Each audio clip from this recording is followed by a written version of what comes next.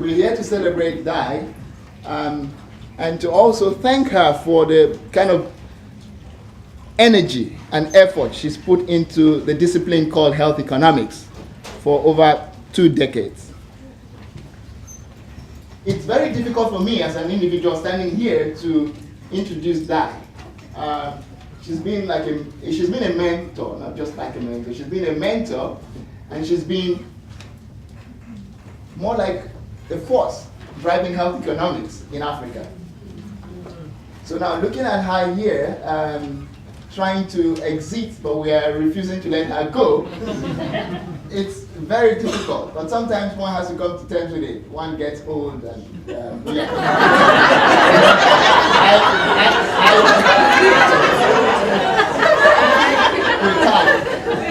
I'm not saying she's old. I say one gets old, not that.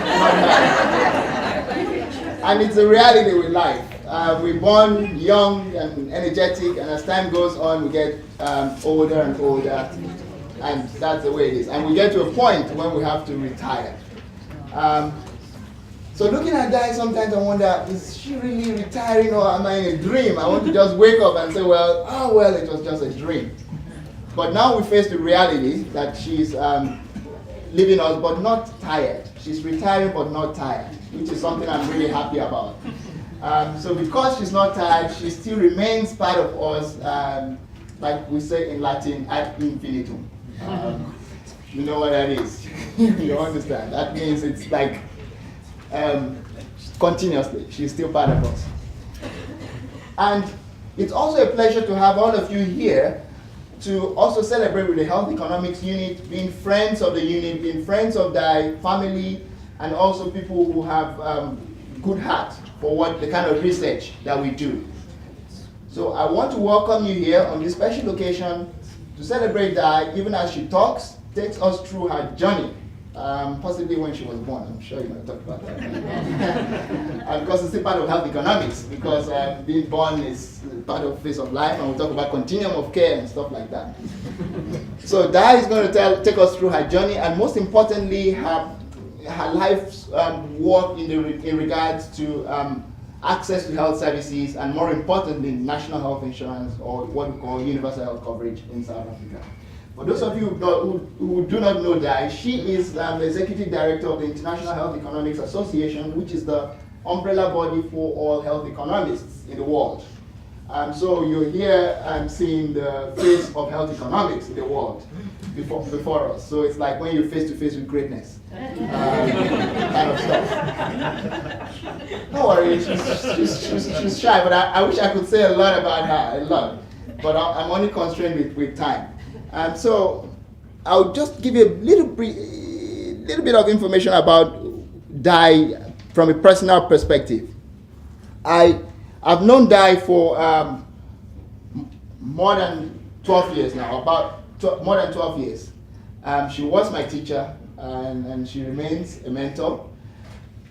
And I've spoken to a few health economists within Africa, and the first thing they will tell you is, are you sure Di is retiring? Or are you trying to, it's like April Day, or what they call April Fool's Day. Or are you trying to, because one of the things they tell me is, John, what will the health economics unit be without Di? I say, I asked the same question. How? I think we got a magic here. Maybe it's some kind of oracle trying to tell us what the health economics unit is going to be. So maybe we're going to listen to the oracle soon. So I find it really hard to understand that Di is leaving us physically, but she's still part of us going forward. And then the second phase of my life is knowing Di as a colleague. Being a colleague, she's been, apart from a mentor par excellence, she is that woman who you can run to day and night, and she is, day and night, I really mean it. And she is really willing to assist whenever it's possible for her to do that. And so I think it's an honor and a pleasure being the director of the unit at this moment to bid her farewell, and more importantly, wish her well in her future endeavor. So I want you all to relax, listen to her, and get ready to ask questions. I'm sure she will be in her spirit. She's this very energetic person who would be willing to answer questions as much as she could. So please ask questions, and I'm sure she'll be happy to answer them. And let's make merry. We'll make merry, more importantly, afterwards. We'll see when we go out. There is some kind of food stuff there that we'll put in our tummies afterwards. So thanks very much. Dai, I want to welcome you to the podium to tell us about national health insurance. Tell us about what you feel it is and what it is not. And yeah, we'll be happy to listen to you. Thank you. Please, a round of applause.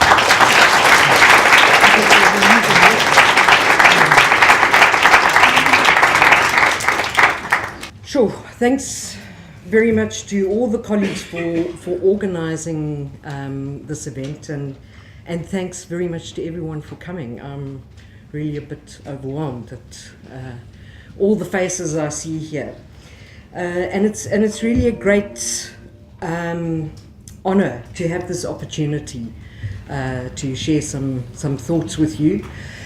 Now, I understand that valedictories are usually kind of reflections and anecdotes about one's whole career. But as always, I'm just going to be a little bit different. So I'm going to be a little bit more focused on this universal health system story.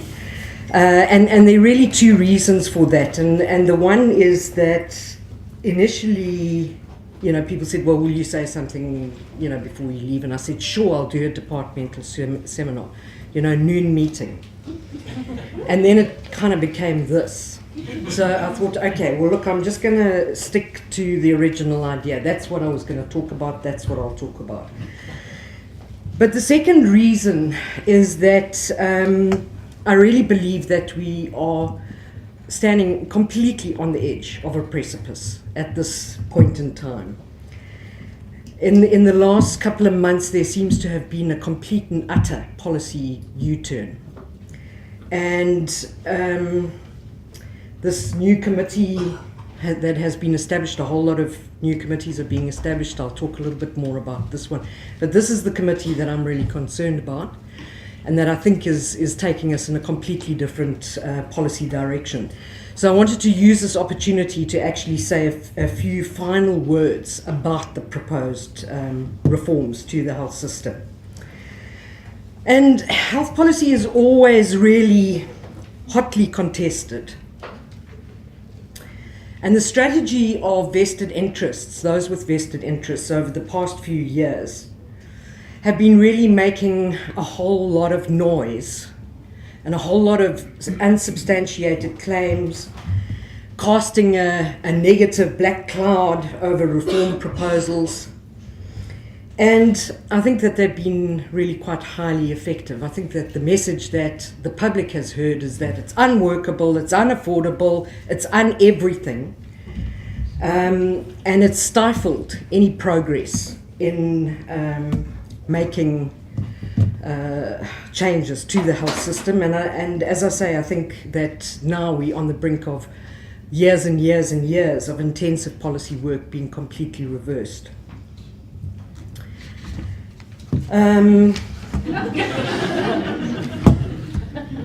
Anyway, I've never felt terribly comfortable with kind of policy arm wrestling, that game and the policy angles of it. I'm far more comfortable with economic theory and with looking at empirical evidence. And after years of all this negativity and, oh, this is a problem and that's a problem, and then trying to address and say, no, it's not really a problem, I think we actually need to just leave that behind and just develop. The only suggestion that I have at this point is to develop a mantra and to shift the focus back on how to improve the health system to benefit all South Africans. And the mantra that I'm going to use whenever I meet anyone who wants to discuss the health system and reforms to the health system is okay, so if you want to change the health system, what do you want to achieve? What are your goals? Let's be clear about them. Then we can start talking about how are you going to achieve those goals? What reforms do you want to implement? And please explain to me how that is going to get us to those goals.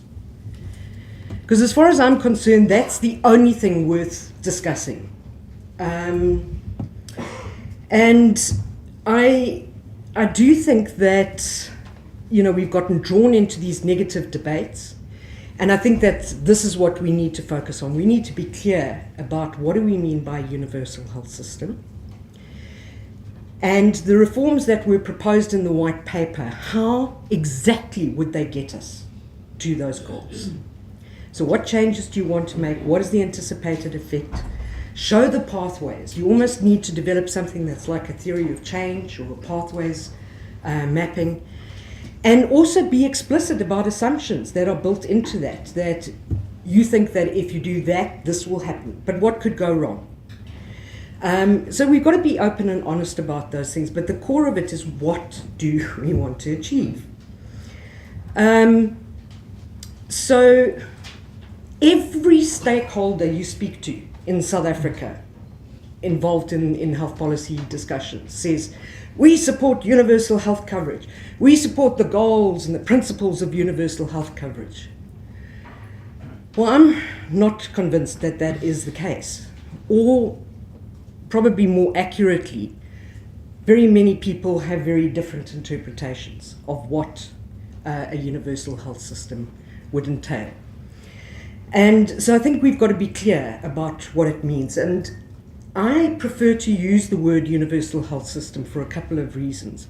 I think the term national health insurance has been incredibly confusing for everyone. I think it's really confused a lot of people about what is intended. It's not an insurance scheme.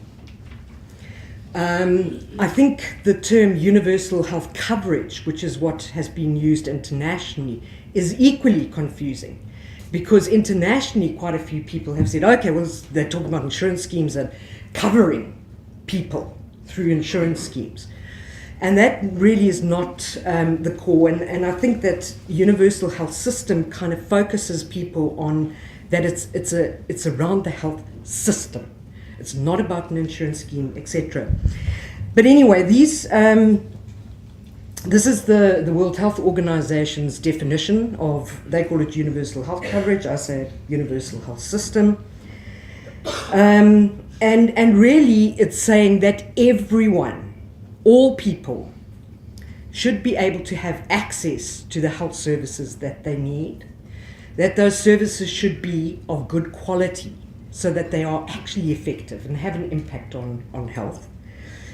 And that when people use health services, they shouldn't face adverse financial consequences just because they need to use health services. So for me, it's very much like, you can sleep well at night if there's a universal health system. That if I or anyone in my family or friends or neighbors or the gogo in rural Eastern Cape, that if they need a health service, they will be able to get that health service.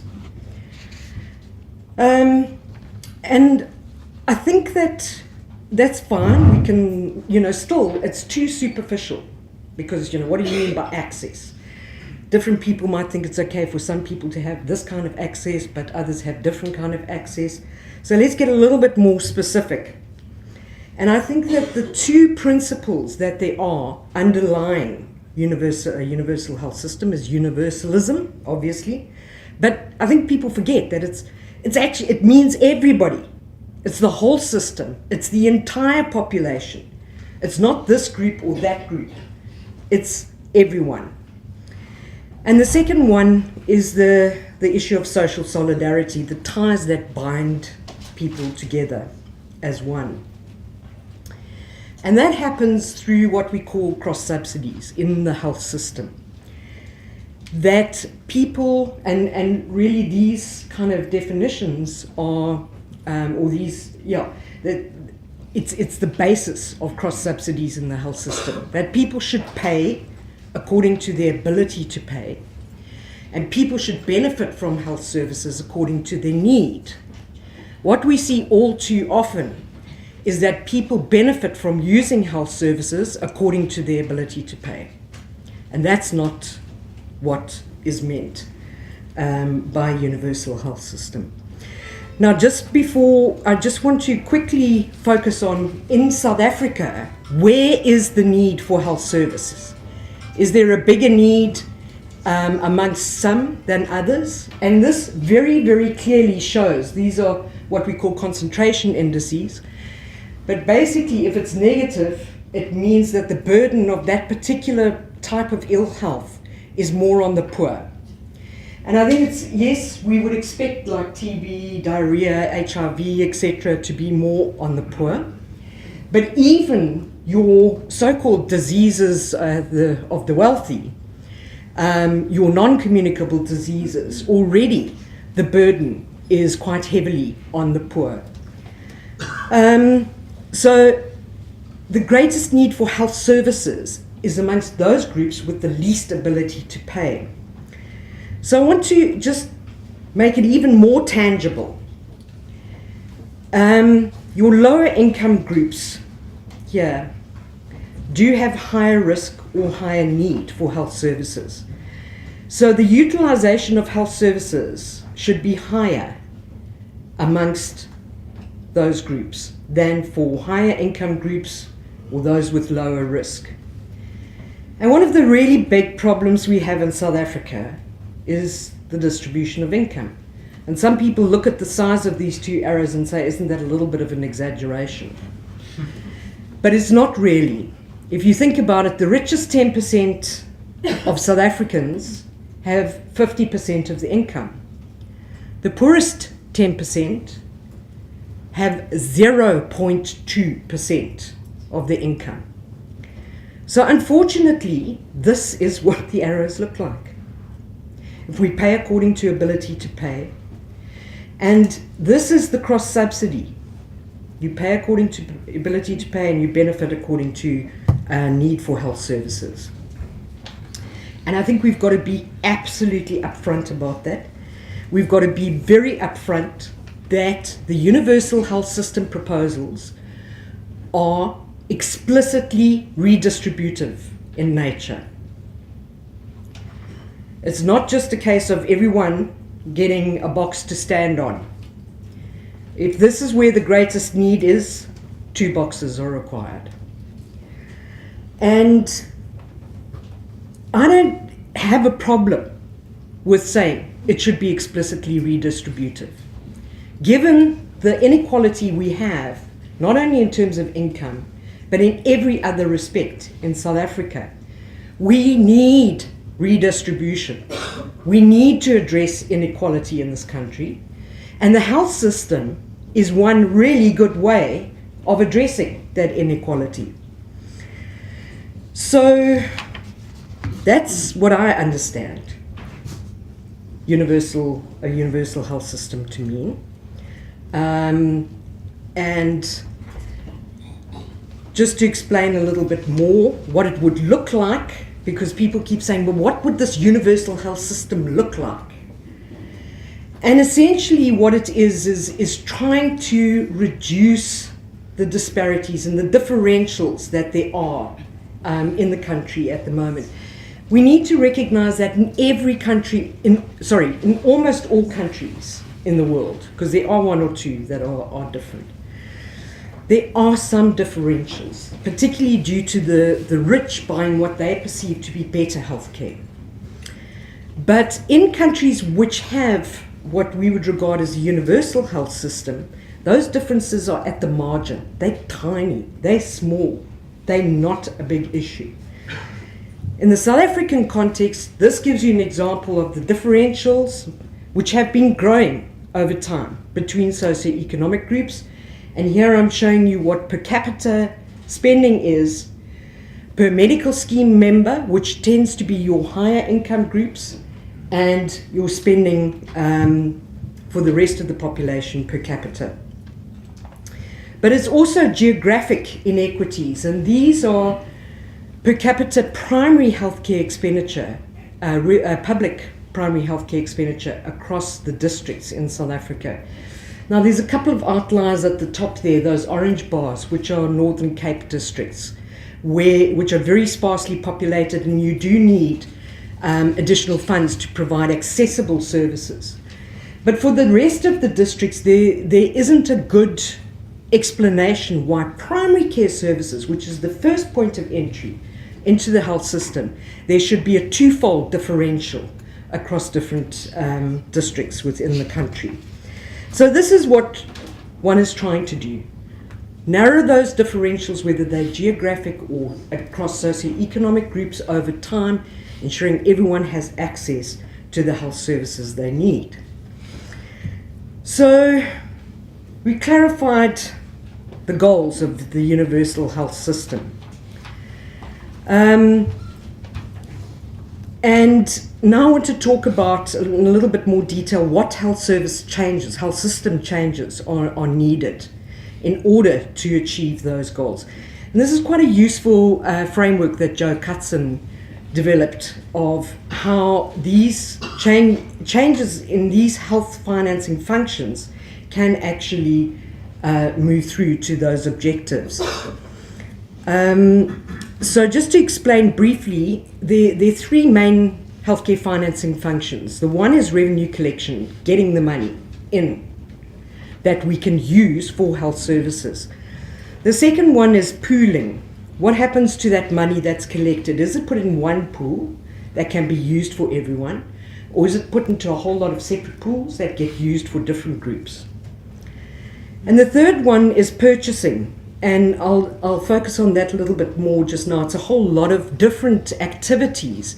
But what it essentially relates to is how's that money then translated into health services, into these benefits, getting the money to the healthcare providers. And obviously health service delivery and management is incredibly important. Now I'm just going to use that framework to just illustrate that for the proposals in the white paper, for the proposed direction that we wanted to move in South Africa, there is very good international empirical evidence that that is the way to go. There's a lot of economic theory that supports those changes as well. But obviously I'm not going to be able to go through every single little pathway. There's hundreds of them. Literally, it can go directly to those goals or via these intermediate objectives. So I'm not going to be able to cover them all, but John and I are working on the magnum opus, which goes through all of those kinds of things, unpacks the assumptions, etc., etc. And it will be available on the Mandela Initiative website in about 1 or 2 months. We just got to finish it. Okay, so I'm just going to give you, I'm just first going to unpack that framework a little bit more and explicitly talk about what is being proposed. And I think it's really important to indicate that the ultimate objective of all of this is to improve health status, and to improve equity in health so that there are not differences between, in terms of health status across groups. We recognize that there are many social determinants of health. Things like education, housing, environment, your work environment, etc., etc. All of those things can have influences on your health status, good or bad. So it's not only about the health system, but the health system does have an effect on, is really important in terms of improving health and equity in health. As I outlined, those are the goals of the universal health system. So in terms of the revenue collection side of financing, what the white paper has been proposing, or what the white paper proposed, and the official policy of government is that actually health services in the long term would be largely funded from tax revenue.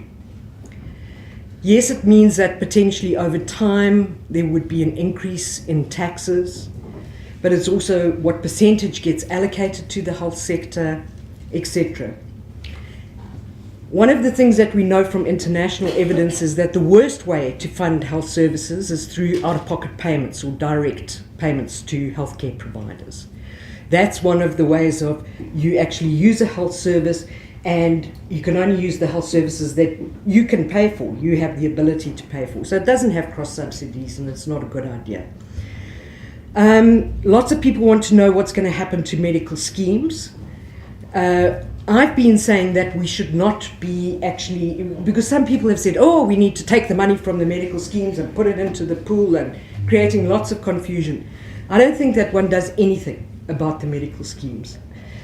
My sense is that if you actually develop a universal health system that provides access to good quality services, people will say, okay, I'm paying slightly higher taxes so that there can be this universal health system. Is it worth my while to also be paying medical scheme coverage, and also I've got to pay lots of things out of pocket, you know, when the doctor's bill doesn't quite match with what the medical scheme will pay, etc. And that over time there will be relatively less contributions to medical schemes. Anyway, I better move along. Changes in pooling. What has been suggested is that there should be a single pool for the universal component of the health services. And schemes would be able to provide top-up cover. There would be a lot of changes in relation to purchasing. One of the things would be to set up an NHI fund, an autonomous public institution that would purchase services on behalf of the entire population. Other aspects of purchasing is that organization could purchase services from the public and private sectors. So to provide adequate, good services and good quality services to the entire population, they would draw on both public and private providers. Very importantly, you establish contracts with every single provider. You tell them, this is what our expectation is, in terms of the range of services, the type of services you provide, and the quality of services. Another big issue is changing the way in which health services are paid for. Because at the moment we use fee-for-service in the medical scheme sector and strict line item budgets in the public sector. And those are not really, they don't provide the right incentives. And this, by the way, is one of the key reasons for wanting to set up an autonomous public entity, is that you cannot do anything other than pay by line item budgets within the public sector. So if you want to do things like capitation or case mix payments, you cannot do it within the public sector as it sits at the moment. I just also want to mention, although my focus has very much been on financing, the changes in service delivery and management are really critical. And as far as I'm concerned, I think that one of the most important changes we need to make is decentralizing management authority to individual hospitals and to sub-district level for primary care services. At the moment, we scream and shout about our managers and how they're not doing a good job and blah, blah, blah. But managers actually are not allowed to manage. They're not allowed to make decisions. And my sense is that a lot of issues would be addressed through that. Okay, so as always, I had it perfectly timed, and I've now waffled. Actually, no, you had 10 minutes at the beginning, so that's fine. Actually, no, it's fine. I'm doing fine. Okay, but so hang on to your seats a bit. There's a little bit still to come. So those are the specific changes that were put forward in the policy. And, you know, as with the previous thing, they have effects either directly on the UHS goals, but also on these intermediary objectives like efficiency, equity and resource distribution, and changes in transparency and accountability. Now, unless you were willing to sit for the next 5 hours, I can't track all the pathways on everything. So I'm just going to pick one of them And I thought I'd go for efficiency, because I always speak about equity, but I thought efficiency is a little bit more neutral, rather than sort of foaming at the mouth about transparency and accountability and equity. Let me try to be a little bit neutral. Just illustrate what I think that how we need to argue our case and put forward the evidence. Okay, so changes in efficiency. Tax funding is probably the most efficient revenue collection thing, except where you have serious problems with tax compliance and people don't pay the tax compliance. And we had resolved that issue, and it's gone pear-shaped now, but we can get back there. I know that we can. But in terms of the costs of collecting revenue relative to the amount of revenue that you generate, taxes are undoubtedly the most efficient. The systems exist, so that's good. But there's sort of a bi-directional relationship between having services funded through tax revenue and efficiency. So one of the things that has been clear is that Treasury will not give additional funds to the health sector until the health sector actually demonstrates that it's using the funds it has got at the moment efficiently. That's been an ongoing battle for years and years and years.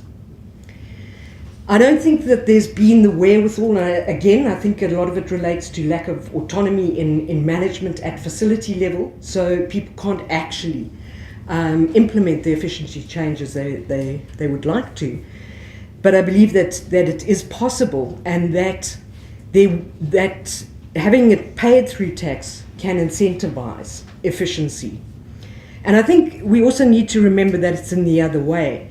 If there is efficiency, the tax resources you need are lower than one would expect. Okay, so that's one of the little pathways. A single pool for universal. So having that single pool and that single purchaser. Again, the administrative efficiency is phenomenal. From an economic theory perspective, you are reaping economies of scale. The reality of the empirical evidence, where you look at countries which have single pools and single purchases, the administration costs are well below 5% of total spending on health. In some countries, like in Thailand, is less than 1% in their universal coverage scheme. Most other cases where you've got multiple funds and there's a profit motive, etc., your administration costs are 10 to 20%. So there's less money being spent on health services. Purchasing has massive implications for efficiency. So just to give you a couple of examples here. Establishing contracts with providers. Now, people think, oh gosh, that'll cost a lot of money establishing all these contracts. They can be service level agreements or whatever. But one of the things that you build into those contracts is that you say, basically, you will use the essential drug list. You will use generic medicines if generic medicines are available. You will use standard treatment guidelines, which have been based on detailed studies about what is the most cost-effective way of providing specific services. The other thing with the contracts is that it would also indicate referral routes, so that people have to start at the primary care level, and there is primary care gatekeeping. Massive allocative efficiency benefits there. The appropriate provider payment mechanisms. This is particularly in terms of what happens in the private sector at the moment, because talking about a universal health system is not just to try to address the problems in the public sector. It's also to try to address the problems in the private sector. One of the biggest problems in the private sector is that there is undoubted over-servicing. If you pay somebody on a fee-for-service basis, guess what? they're going to provide more services. It's rational economic behavior. It's not they're bad people. It's rational economic behavior. And but then you are spending millions, billions on unnecessary services. Imagine if you could achieve efficiencies so that actually it meant more services for others.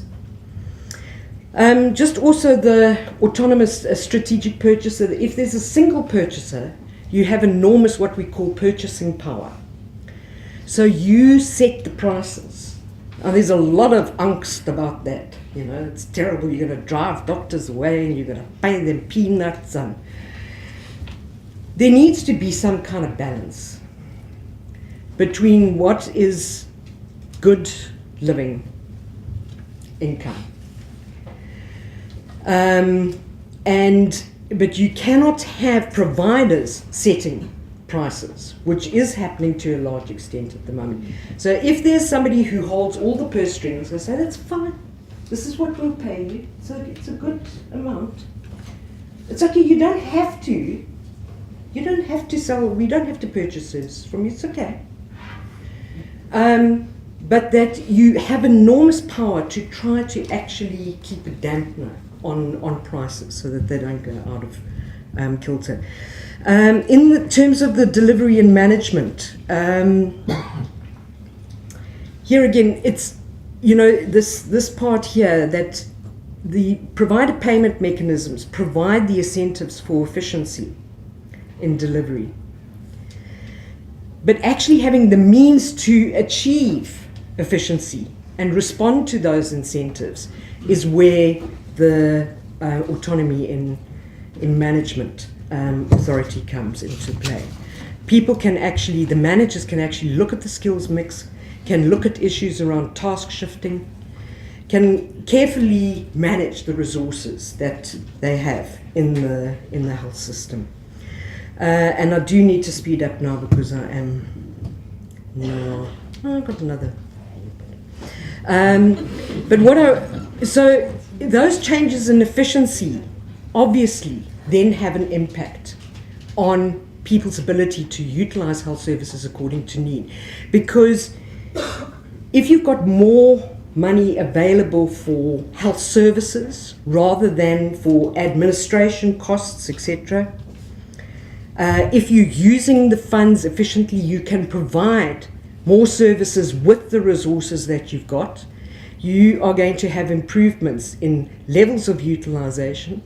There are some things that we need to look out to make sure that it's not just utilization, but it is utilization relative to need. But you can also look at issues around quality. You can invest in improving quality. And also, there are implications in terms of financial risk protection. If you're providing good, efficient, high-quality services that are relatively comprehensive, there's less need for people to actually go and look for health services that are not part of the universal health system and have to pay out of pocket. And each of those, in turn, has an impact on health and equity in health. Okay. So I'm going to leave the pathways there for the moment, but what I've been trying to say is that there is a ton of evidence that the broad proposals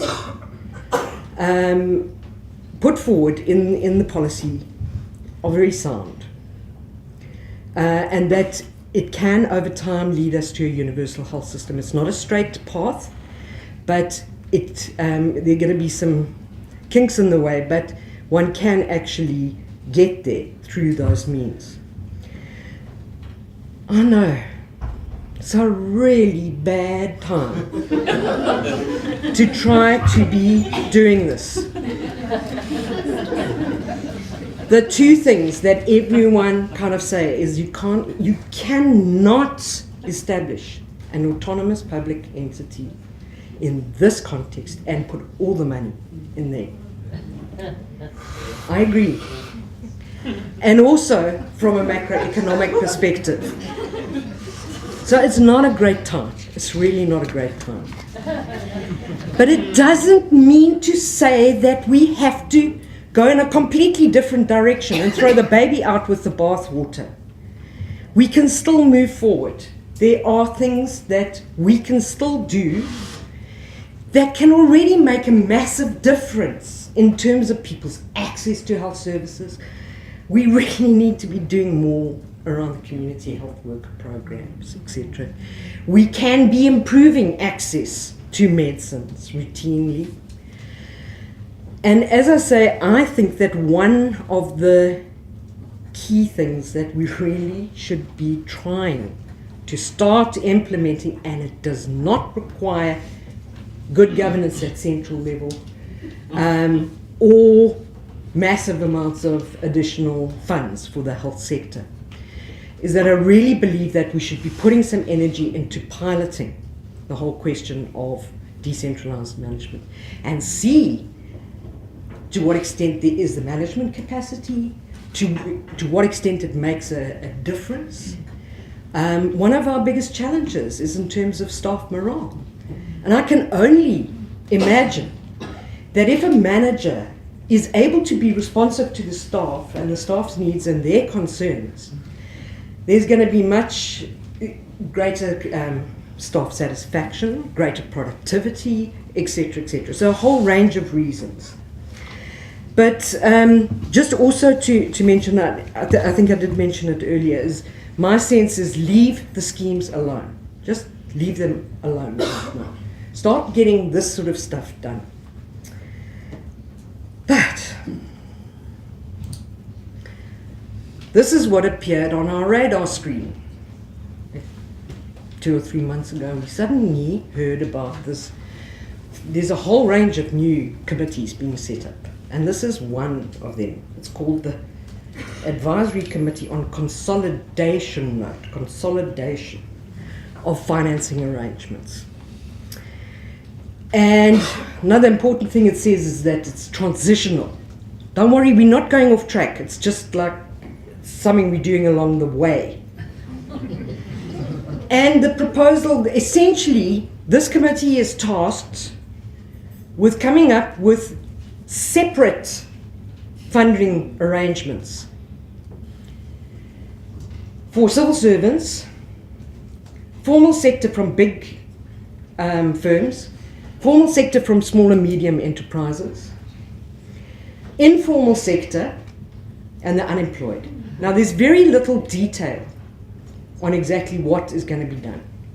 But somehow, suddenly, this thing has come up. And that there should be mandatory medical scheme cover and contributions for all formal employees and their dependents. Okay, I am starting to run a bit slow, so I'm not going to go through this, but essentially there's a lot of lack of clarity around what exactly is being proposed in the different areas. Just something I want to point out very quickly is, as far as I would imagine, there's going to be a lot of money drawn from tax funding to go into this, to benefit just those informal employment. Okay, civil servants, we're going to have to cover more civil servants because not everyone is covered and not everyone covers all their dependents, and it's going to be mandatory to cover all your dependents. So a lot of tax funding is going to go into covering civil servants. I don't understand how it's going to be possible to bring in a lot of low-income workers who are not currently covered and all their dependents for a comprehensive package of services at a rate that the employees and the employers themselves can afford. So guess what's going to happen? Government's going to have to subsidize it big time. So we're going to take all that money and put it there for a small section of the population. And one of the things internationally that has been said about the move towards universal coverage, or universal health systems, is that it is moving away from tying entitlements to health services to your employment status, to a point where your entitlements are based on your citizenship or your residence. So, it's just, anyway, as far as, one of the things that I think is that if you, how can you say that you're going to do that and you understand universal, I think there is a different understanding of what a universal health system is. But just this last little thing here. Okay, so that's where we want to head. That's where I want to head. That's where the entire world is saying all countries should be heading towards universal health systems. Instead, we're going to go for a multi-tiered health system, which is fragmented across socioeconomic groups. And I just want to touch on this issue of, please don't worry, it's transitional. Okay. And that's how transitional it is. Every single, you please show me a low or middle income country anywhere in the world which has a similar smallish formal sector, very large informal sector, and high unemployment rates that has ever been able to scale the wall. What you do is, if you link it to employment status and you nicely segment it like this, what happens is that when you say we want to go there, those who have the benefits, and they're very vocal, say sorry for that. We've seen it happen in Thailand, in Mexico, in Tanzania, everywhere you do it. So please, it's not transition. It's a complete and utter U-turn. And a colleague that I was chatting to hit the nail completely on the head. What is it? The evidence is overwhelming. So I'm appealing to the minister, because the minister is the person who can change this. He's the one who put out the Gazette with the different committees. They have put it on hold. And they've now invited additional comment until the end of November. He can stop this. He can stop this insanity. And, as I say, from my perspective, I'm going to have this mantra. Sorry, okay, so you want to do that. What do you want to achieve? What are your goals? And how is that going to get us to those goals? And I don't think people are being honest about their goals. But I think that if there is some honesty, we can at least engage. All right, so I just wanted to say a few personal words. Okay. So I saw in the news thing that it said that I'd worked here for over 20. It's 30 years I've worked here. Okay, yes, thank you. So I've done my time, okay? And I'm really grateful to UCT. It was really a close thing. I think people don't know how lucky they are in terms of what the selection committees look like now. My selection committee was all of the professors in medical school. So I walked in and there was Solly Bennett and John Blanche and the whole Katundis, all these men. Okay, so things are a lot easier. But anyway, I got the job. So I really am incredibly grateful for the opportunity to spend 30 years in an environment which has been amazing. And to do what I love most. And I've spoken a lot about the kind of research and the policy stuff implicitly through what I've just been talking about. But my really big passion has been nurturing and developing young health economists. And I'm going to be able to continue doing that through my work with IHEA, which will only be 2 days a week, you see. So. But these are just a few of the faces, and it's been an unbelievable privilege to be able to support and see the growth of so many wonderful young researchers and I'm enormously proud of all of their achievements. And I'm also thrilled that Gavin Mooney got his honorary doctorate from UCT. So I'm very sad to be leaving a very special collegial family, and the first family was what was then known as the Department of Community Health, and I'm sure quite a few of you will see some familiar faces, some of which are in the in the room today. I'm not there, so you don't have to look for me. I was on the other side of the camera. But it was really wonderful, and so many actually of these people are still doing amazing, wonderful things all around the world. And then came the HEU, and the HEU has been my very close family for 28 years. And some of the faces have changed over time. Some people left and came back, and so there's been change over time. I just wanted to, this was kind of early-ish years, and we did have a really good gender balance, I want to point out. At present, poor John is the only man left. Like, men are an endangered species. Lewin, you've got to come back. I mean, anyway, so that's one thing that John's got to address as the new director. You can see it's a lot more female right here. But so words really, it's very difficult to express how grateful I am to every single person in the HEU and the broader department. How grateful I am to have had an opportunity to work with you over the past 30 years.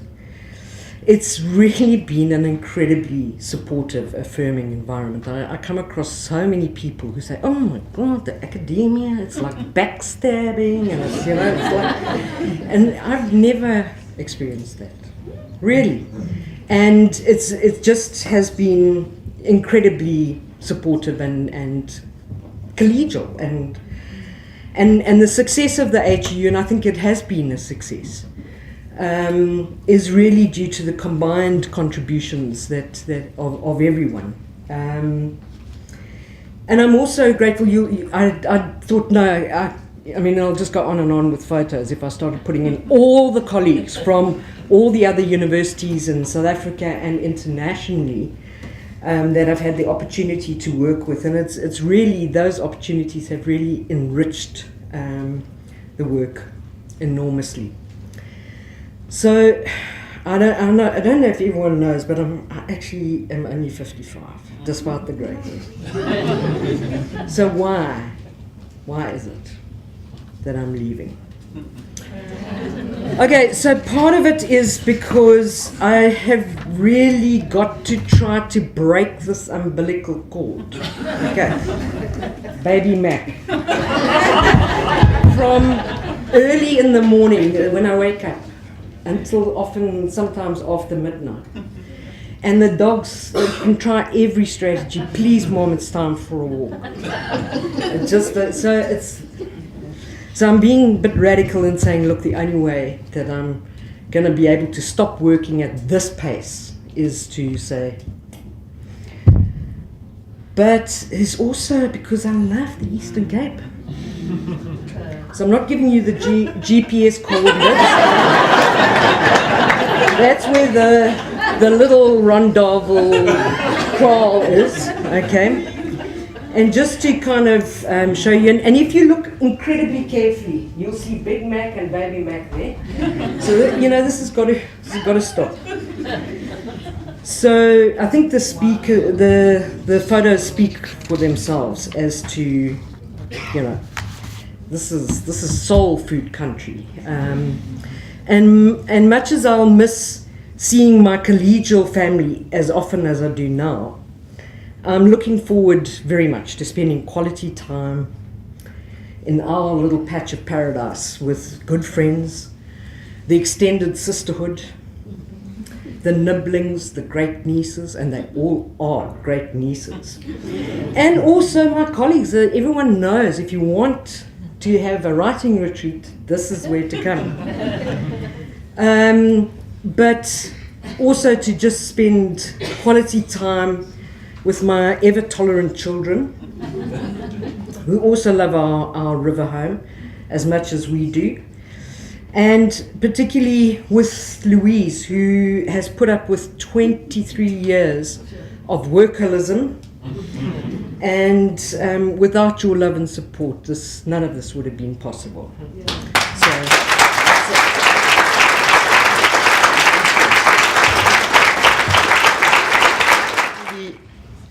Is amazing about her speech is with regards to the universal health system and how different trajectories can take you away or bring you closer to the dream of having equal access to health services that are affordable and adequate quality for everyone without any financial hurt or harm.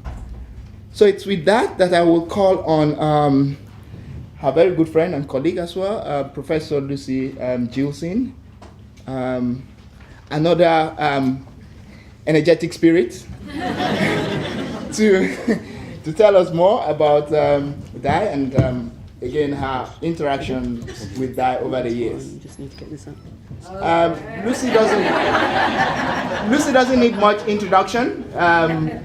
You know, she's the head of the Division of Health Policy and Health Systems Research at School of Public Health and Family Medicine, and she's professor of health system or health policy. And well, she doesn't want to call herself an economist, but she is, and she was, and she will remain by virtue of degree. Thank you. Colleagues, Di, it's an incredible privilege, and I'm so pleased to be able to express some words of appreciation for an incredible career. Prof. D, as she is sometimes known by friends in Africa, is really a global phenomenon. And in preparing to say a few words to Di and for Di, I also consulted with some colleagues around the world. So these are not my words alone. They are words drawn from friends and family, if you like, globally. And I have 10 points that I want to speak to, and I realise I don't know how to turn the thing on. Okay, how am I going to move it on? It's because it's hidden by your paper. Careful in case it falls. Okay. So the first point I want to speak to is the huge breadth and diversity of Di's analytic work. It really is quite phenomenal.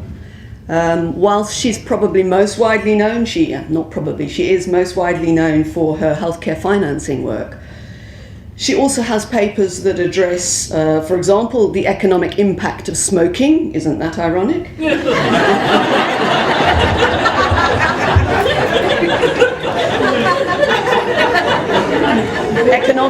Economics and HIV treatment, economics and malaria treatment. And she's written for multiple audiences, academic audiences, policy audiences, activists at local, national, regional, and global levels. And in preparing, I did a Google search just to check if there was anything I didn't know about, and I was really impressed to find a paper that's title was Protecting Public Employees and Employers from Sexual Harassment. And I thought, well, I didn't know she'd done that, but it's a sort of topic I could imagine she would have addressed. It turns out it was by a Donald I. McIntyre. But a worthy addition, I'm sure, to the programme of work. Now, Di's contribution to the field of health economics and health systems is really rooted in the fundamental sort of systems perspective she's taken, as she's spoken about today, and the way in which she has combined economic analysis and an understanding of the broader system. And that work has been founded always on the most thoughtful, detailed, and rigorous analysis. Her attention to detail is incredible. And Di's work has really broadened our understanding of how health financing flows and mechanisms are at the heart of every health system, how national level financing decisions are not only central to the system's ability to deliver equitable and good quality care, but also how those decisions, as she has illuminated, have very direct consequences on every household, but of course most particularly on the most vulnerable households. And Di's analytic work is founded on a deep, personal and passionate concern for equity and social justice. As our friend and colleague Cara Hansen noted, she checked the spelling of apoplectic. And it's a really accurate impression of Di's ability to have such fervour about equity and social justice. And I know that that is really at the heart of her work and something that is incredibly important. But beyond her work, in the analytic sense, is this incredible, powerful voice that she represents in the global field of health economics and health systems, a powerful Southern voice and a woman's voice. Such an important player she has been in the broader field. And I quote here two colleagues, Anne Mills from the London School of Hygiene and Dr. Chrissa Tim, who's the Executive Director of the African Health Economics and Policy Association. Both really wanted to express that sense of Di as a global figure who really brings attention to this field and has helped to build this field in Africa and globally. And she's a person who has always promoted collaboration and networking. From the days of HepNet, some of us will remember that, from working with Equinet, which is a Southern and East African network focusing on equity and health. More recently, GENI, Global Network on Health Equity. Di has always sought to make those networks and provide spaces for people in those networks. At one stage, I used to think that she was just the supreme workshop organizer. The attention to detail of her academic work is played out in her workshop organization. And through those processes, she's been an incredible role model for so many African and other health economists. I know that this is being streamed, and I know colleagues in India who are watching live because of Di's real towering strength. And I remember some years ago, in fact it was at the workshop where the picture on the left was taken, a group of economists from Africa were gathered together to think about how to strengthen the field. And the economists were some older and some younger. And one of the questions posed was, why do you want to be a health economist and what will keep you in the field? And Dr. Jane Chuma, who is now the regional health economist based at the World Bank in Kenya, said without doubt, Di McIntyre, she's my role model. And the field that Di has helped to grow started with the establishment of the HEU here at UCT, a Southern organizational leader in this field. She established the MPH Health Economics track, and I think before that there was also other health economics training. I can't remember all the details, but they were pioneers in their development of the field. I don't know if it's still true, but at one stage this was the only health economics training program in Africa being run. She has mentored and supervised multiple master's and PhD students and supported postdocs. And as Chris comments here, she was instrumental in the founding of the African Health Economics and Policy Association. And Chris's email to me then had about 3 pages of the ways in which she was instrumental. She was chair of the scientific committee, member of the board of trustees, contributed to the research to policy project, but most importantly, just supported AFIA's general growth. And in a global world dominated by northern institutions and northern perspectives, the building of this African association and the African field of health economics is one of the legacies that Di is leaving us that we should definitely celebrate. But Di isn't just an academic, just a capacity developer. She's really very much a socially engaged academic, as we have seen here, an activist and a campaigner. For Di, the personal is political. From her pre-94 days of anti-apartheid activism, and I wish I'd got the photo from your kitchen to show everybody, to boycotting I think it was the 2003 IHEA conference, which was held in San Francisco just after the US invasion of Iraq, and I led the boycott of that conference. To more recently leading a global campaign to ensure a methodologically sound measure of the financial burden of healthcare costs on household budgets is included in the Sustainable Development Goals. Di's been an activist in every way throughout her life. And she's always been policy engaged. From 94 onwards, from the 1995 Healthcare Financing Committee to being the first chair of the National Drug Pricing Committee, to the various rounds of support for national health insurance development. And as Marie-Glorieuse Ingabire from IDRC says, that sort of technical expertise and leadership translates in important ways that benefit the most vulnerable. And Di is an inspiration to all of us as an African researcher and development practitioner. I also, Di, want to quote your own words about Gavin. And I want to acknowledge Gavin's presence in the room. I'm sure he's here. And these words that you wrote about him, I think, are apposite for you too. You've made a critical contribution in shifting the health economics profession from an academic and clinical outlook to embrace a broader social role. This is a socially engaged field, and we have to take positions, as Di has done. It is not academics for academics only. It is academics for the world around us. And in order to work through these multiple activities tied to the end of a laptop, Di has had to, firstly, I also want to acknowledge Louise and the support that Louise has offered to Di and the partnership that you've been, the support you've offered to many of us, friends, colleagues, students. Your support has been incredibly important.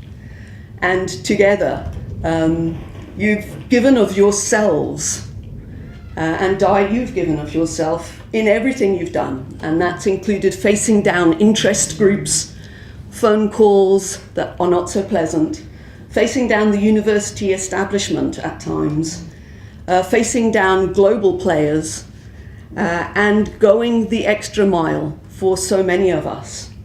It's really been an incredible journey, and one that isn't finished, because we're all going to be knocking on the door in Chilumna. Watch out, you two.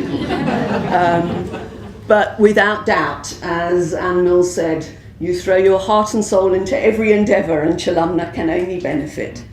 Ladies and gentlemen, I give you the complete and the completely socially engaged academic, Di McIntyre.